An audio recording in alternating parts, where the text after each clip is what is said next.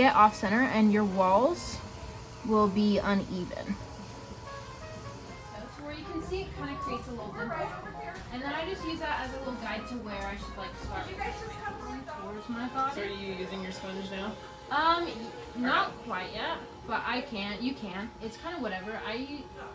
A lot of times will keep my sponge on my hand this thick still.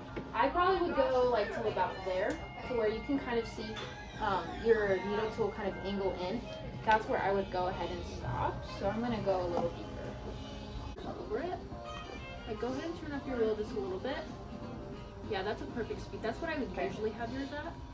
Have a wheel at. And then like medium through the middle, like right here, would be ideal. Good? For me. Okay. How are you guys doing? It's going. And this looks real good too. I love how on center